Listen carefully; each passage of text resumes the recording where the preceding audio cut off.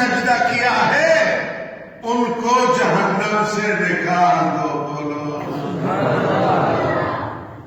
اب سوال یہ کہ تو جہنم میں گرا ہوا تھا کس طرح پہچانا جائے گا؟ اس کا جواب تو میں نے ابھی تم کو دے دیا کہ اس کے سارے جسم جلا ہوا ہوگا لیکن سجدے کے یہ 7 اعضے جلے ہوئے نہیں. فرشتہ جب جاتے ہیں چہرہ سے، پیشانی سے، ناک سے پتہ چل جائے گا یہ وہ شیر ہے جس نے کبھی اپنے رب کے ہاں گھٹنوں ٹیک دیے، اللہ کو سجدہ کیا. دیکھو یہ آثار سجدہ پیشانی کے ہیں. فرشتہ ان کو نکال دیں گے جہنم سے. کہاں لے جائیں گے؟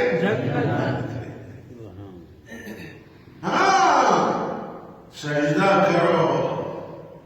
بندہ اپنے رب سے سب سے زیادہ اللہ کے قریب اس وقت بن جاتا ہے جب بندہ سجدے میں، زور سے بولو، گر جاتا ہے. جب بندہ سجدہ کیا ہوا ہے، سبحان ربی الاعلی، سبحان ربی العظیم، وہ اللہ کی تسبیح ادا کر رہا ہوتا ہے. میرے نبی نے فرمایا اے میری امتی جب تو سجدے میں جائے گا تو سب سے زیادہ میرے رب سے قریب ہو جائے.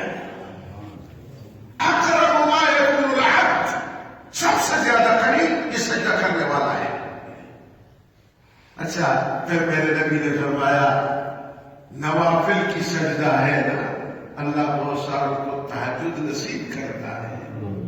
اللہ سب کو تہجد والا بنا دے. بولو اللہ سب کو نمازی غازی بنا دے. بولو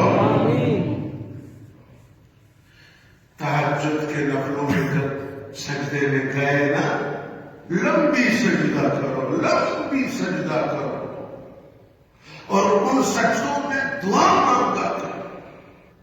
میرے نبی نے فرمایا فَأَكْثِرُوا فِيهَا الدُّعَاء.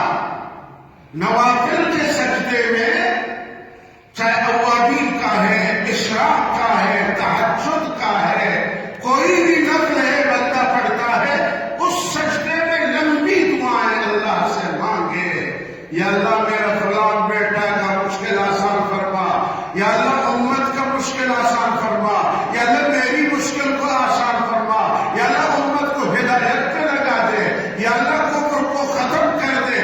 وہ جتنی بھی دعائیں اپنے لیے، اپنے اہل کے لیے، مقتدیوں کے لیے، علاقہ کے لیے، پوری قوم کے لیے، پوری امت کے لیے مانگے گا، اللہ پاک اس کی ہر دعا پر لبیک عبدی فرمائیں گے.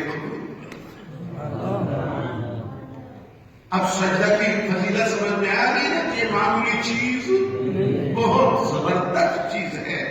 تو دوستو عزیزو اس میں پہ گھنٹی لگ جاتی ہے اور طلبہ پہ کانا پھر درس یہ وغیرہ، اس لیے میں زیادہ اس کو نہیں کھینچ لیتا. لیکن اس سلسلے میں مزید بھی آپ حضرات سے یہ پوری حدیث جس کا میں نے ایک حصہ سنا، باقی 3 حصے حدیث کے رہ گئے، انشاءاللہ رفتہ رفتہ میں پورا آپ کی خدمت میں بیان کر دوں گا. دعا کرے اللہ ہمیں اخلاص کے ساتھ اپنے سامنے سجدہ کرنے والا بنا دے. اللہ ہمارے سجدوں میں اخلاص پیدا کر دے، ہمارے رکوع میں اخلاص پیدا کر دے، ہمارے قوم و جلسات میں اخلاص پیدا کر دے، ہمارے 4 رکعت رکعات میں اللہ اخلاص پیدا کر دے، اور اللہ ہمارے دعاؤں کو، ہمارے مشکلات کو آسان